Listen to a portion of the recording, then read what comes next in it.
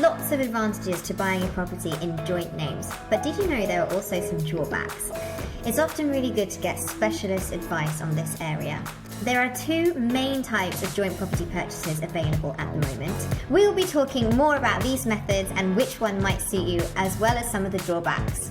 Hello, welcome back to our channel and podcast. My name's Gemma, and here at WS we talk about all things relating to money, mortgages and positive money mindset. So if that interests you, then be sure to subscribe to our channel and hit the thumbs up. It really helps with our YouTube algorithm and means that you won't miss out on any of our videos. On today's episode of Let's Talk Money and Mortgages, we have Iftika joining us once again. And if you didn't already know, Ifti is a trained accountant and mortgage broker, has been in the industry for over 10 years, and he's also one of the founding directors here at WIS. Welcome back, Ifti. Hi, Gemma. It's nice to be back. Yeah, we've got one of your favourite topics here today, haven't we?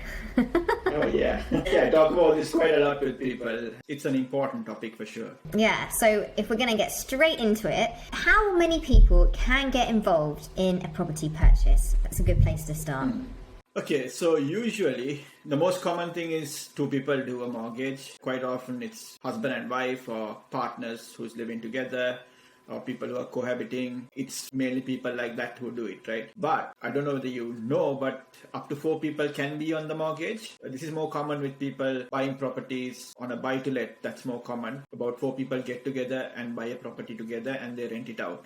And then they buy the second property and the third property. So they do it together that way. So yes, up to 4 people is kind of the maximum that the land registry will allow you to do that. So if you're backing it with a mortgage, even mortgage companies will stick to 4 people. So that's the maximum. So it could be 2, 3 or 4, right? Or one, right? One person. Of course, one if you want to take that route. Yeah, I was mainly talking about the joint ones, right? So yeah. All right, so why do people buy property jointly? Okay, so this is a conversation which I regularly have with our clients, and it's an important one as well. I've got some bad news around this, so that's why I talk about this a lot, right? I had a client, right, who unfortunately died, right? So this is the main reason why people have properties jointly. Unfortunately, he was the only one on the property. It wasn't named for his wife or family. Obviously, he wanted the property to go to the wife, but the poor lady had to sort of go to courts to make sure that she got the property back, right? Because technically it wasn't kind of written to her, right? So that's the biggest problem you have. Because if you buy a property jointly, quite often what happens is the property moves to the remaining person, and also the mortgage moves along with that as well. So it makes things easier, especially in situations like that, because that lady had just lost the husband. But on top of that, she had to put up with all this legal stuff. That's probably the last thing you want, right? And obviously there's more cost involved as well. So if you're pretty sure that, your property has to go to your spouse or your partner, you probably want to have them in the property itself, right? So even though she was married, unfortunately when he passed, she still had to go through the courts to get the property. Yes, that's right. Yeah, it doesn't by default go. And also the mortgage is on his name. It's not on her name, right? So the mortgage companies naturally will want you to get a mortgage on your name, right? So they will give you some time, but obviously they'll want you to get a mortgage by yourself, right? So those things you've got to sort out. So it could be problems later. So that's one of the main reasons why people have a property jointly, right? Because they want to avoid some of these issues that could happen later. I mean, again, death can come at any time, right? He was very unfortunate to die young. But this problem is there even when you're at 60 or 70. So that's the main reason why people do that. So there's other reasons as well. One of the other reasons is, if you're buying it jointly, say for example, you're buying with your partner, so you can put 10,000, your partner could pay 10,000. So you got a bigger deposit, right? So you have access to better rates, right? And another reason is like your income. So if somebody is earning, say, 50,000 and the other person is earning, say, 25,000. If you went alone, it would have been a multiple of 50,000. But now if you're doing it jointly, it's a multiple of the joint income. So that helps as well. So that's one of the reasons why people would go to buy joint properties, right? But just going back to your previous point about the lady who, unfortunately, her partner died. If you have a joint property and the mortgage calculation is done based on one person being the breadwinner as such, how does that then affect the mortgage when they pass away and it then becomes just in your name? Is that going to be a problem too? It could potentially be a problem, but at least the bank will give you a little bit more time to sort it out, right? So in that lady's case, like, she was quite lucky because there was some savings. It gave her time to find a job and make things work. Because at that point, she was not working. It did give her time. But you have to be a little careful with this, right? But if you're on the mortgage, the bank will always give you a grace period, right? Because banks are very sympathetic when it comes to this subject. But if you're not on the mortgage, I'm not saying they're less sympathetic, but remember, legally you're not on the mortgage, right? So you've got to get it sorted sooner rather than later, right? So yeah, that's what I meant. There was another point, right? This is quite important. Why people buy properties jointly is because of tax planning. Obviously, I'm an accountant and I work with a lot of people. They buy properties jointly because you might be a high taxpayer and your partner might be a basic taxpayer or maybe not earning anything at all, right? So you could split your income. If you're a high taxpayer, obviously you pay your share. But if you're a basic taxpayer, the tax you pay is lesser, right? So therefore, people do this for tax planning purposes. And also, if you sell the property, again, there's reasons for you to do this. Your capital gains can be split. As you know, capital gains allowances are about 12,500 for a year. But if it's a joint property, it's 12,500 into 2. You have more savings there. Is that mostly though for someone who's buying a joint property for like a buy-to-let or something rather than a residential? Yes. Yeah, it's mainly for buy-to-let, but also sometimes your residential property could end up being a buy-to-let in future because sometimes people buy the next property while not selling their property for a while, right? So, your capital gains could start adding up at that point because, that's not your primary residence, right? So it could happen like that as well because let to buy is a common thing that's happening these days. So it could eventually be for you as well, right? But you don't have to pay capital gains tax on property appreciation on your residential property. Just wanted to clarify. Not on the main residential, yeah. So Okay. if you sell your main residential, there's generally no capital gains. But if it's a buy-to-let or you moved out of the house and kept it, say, closed for a while, there may be capital gains on that as well. So yeah, just be mindful of that. Yeah, okay, thanks, Ifti. So, what then are the drawbacks in purchasing a property jointly? Okay, so the main sort of drawbacks you have is the contributions might not be equal, right? So, for example, someone might put 75% deposit and some might put 25% of the deposit, right? So, when you buy properties jointly, it's assumed that it's 50-50 in most instances, right? So that could be a drawback. So when the property is sold, technically the split has to be 50-50. So that's something for you to sort of be mindful of. So that is kind of a drawback that you find with a joint purchase. Is that even if you've got it in writing that it's a different split? Yes. So I think we can talk about that in a little bit more detail because there is different types of ownership, right? So there is things like joint tenancy, tenancy in common.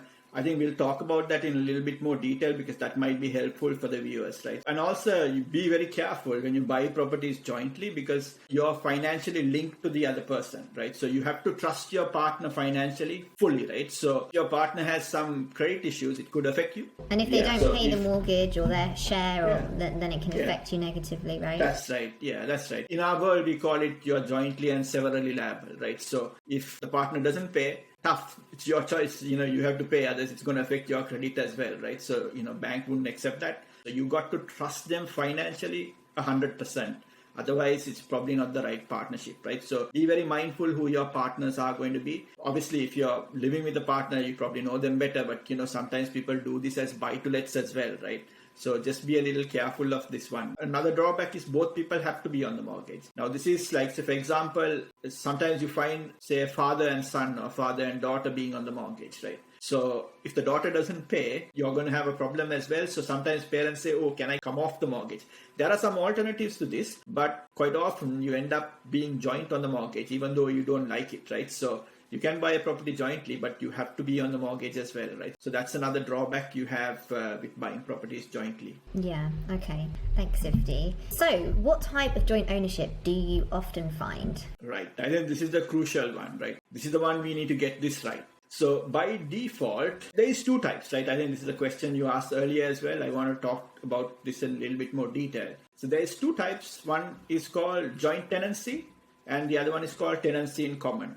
Quite often when I tell this to a client, they turn around and say, tenancy? I'm not tenant, I'm going to buy a house. What are you talking about, right? So that's the first reaction I get from the clients, right? But with joint tenancies, what happens is that by default you own 50-50, and that's the most common one, because a lot of people just tick that box because the friend did it or the solicitor said that's the common one, so they just tick it. So you got to understand, right? So you get 50% and the other person gets 50%, right? So that's what it means. So if you sell the property, you got 50% ownership, even though the other person only contributed, say, 10% of the deposit, they qualify for 50%, right? So that's the most common type of it. And the other one is called tenancy in common. Now, tenancy in common is where you can stipulate a percentage, right? You can say, okay, I put 75% of the deposit, you put 25% of the deposit, so therefore I'll have 75% of the sales proceeds, or I'll take 75% ownership of the property.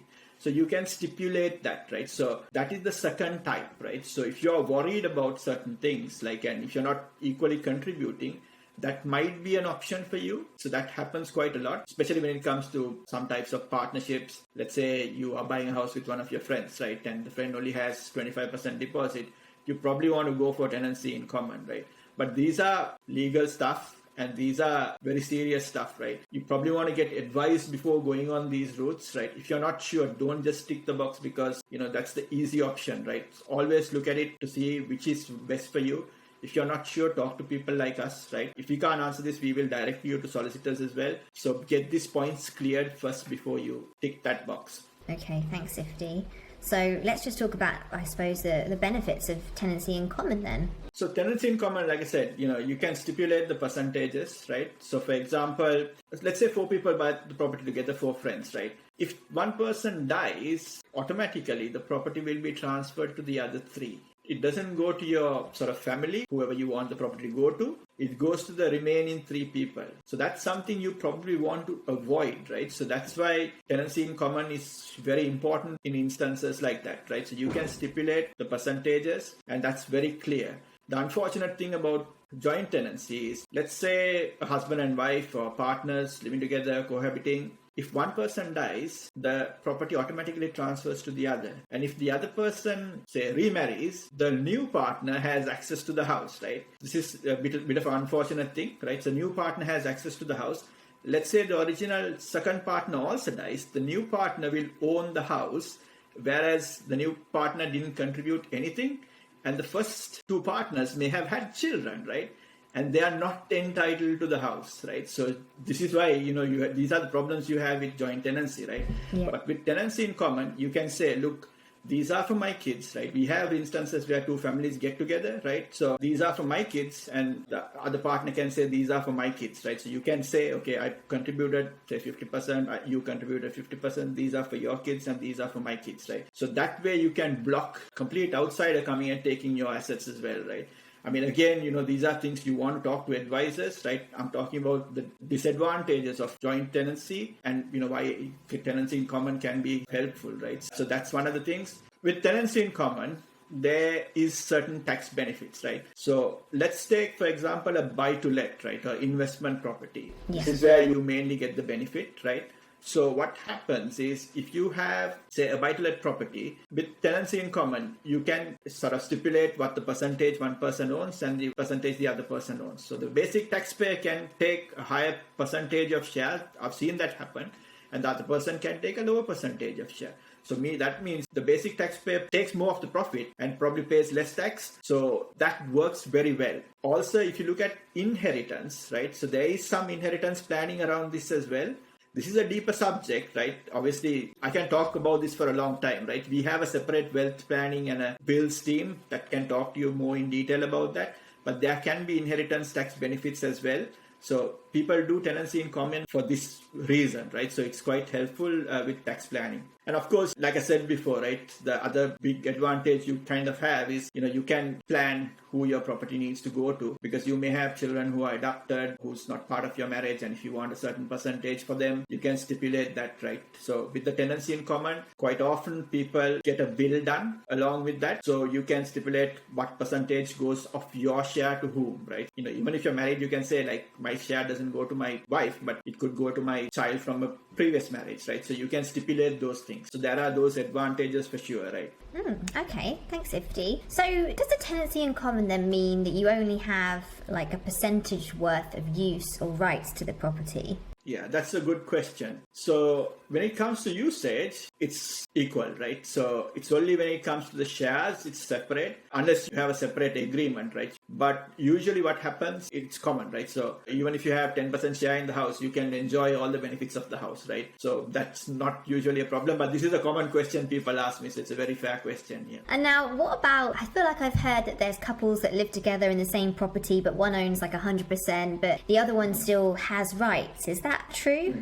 Technically, you can have a percentage. You can own 100% of the house and your partner might be living with you with 0% contributing towards the mortgage and 0% contribution towards the deposit. But what you need to be mindful is your partner might be doing other stuff, right? So the partner may have sacrificed working and looking after the children. If not, the partner could have gone to work, right? You're only able to work because your partner allowed you to do that, right? So courts look at those things as well. So you could have whatever agreement, but if you go to court, the court might find that not being fair by the partner if this were to be the case, right? And might award certain things to the partner because if they are not financially contributing, they could still have rights, yes.